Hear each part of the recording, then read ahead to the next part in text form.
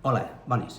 Aquest ajut és per explicar-vos que ha sortit publicada la resolució provisional de les ajudes pels fertilitzants. Això és com a conseqüència de la pujada del preu dels abonos.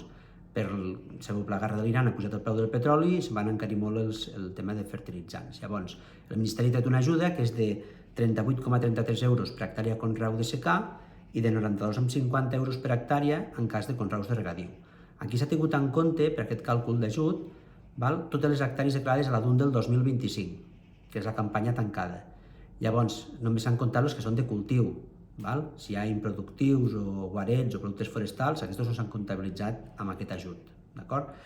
També no es paguen els que tenen ajuts inferiors a 100 euros i també està limitat a un màxim de 300 hectàrees per expedient o per beneficiari. O sigui, més de 300 hectàrees ja no s'ha fet, o sigui, ja no s'han calculat i t'has quedat amb aquest topall d'ajut.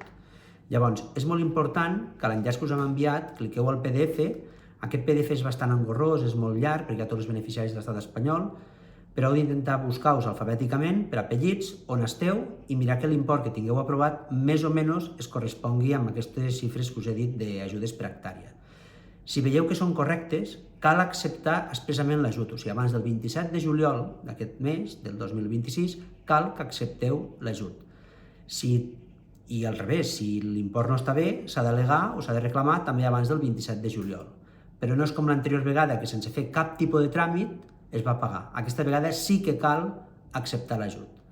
Per què cal acceptar l'ajut? Perquè ens han posat un requisit que no hi era a l'anterior convocatòria, que és que haurem de conservar durant 10 anys, des de la data de concessió, les factures de la compra d'aquests fertilitzants que s'han d'haver adquirit a partir de l'1 de març del 2026 i també les corresponents anotacions d'aquestes aplicacions de nitrogenats o d'adobs als nostres quaderns d'explotació. O sigui, aquesta era una documentació que si teniu un control pot ser que ens ho requereixin.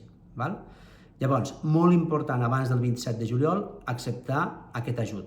Us hem adjuntat el tràmit, l'enllaç al tràmit, heu d'entrar amb el certificat digital o la clave PIN i acceptar l'ajut. Us farà emplenar una mica les dades de direcció postal, mail, telèfon mòbil, marcar la creueta que accepteu l'ajut i acceptar. Llavors us dirà un registre telemàtic conforme allò s'ha presentat. Per qualsevol dubte, contacteu amb les oficines de JARC i us ajudarem. Vinga, fins a la propera.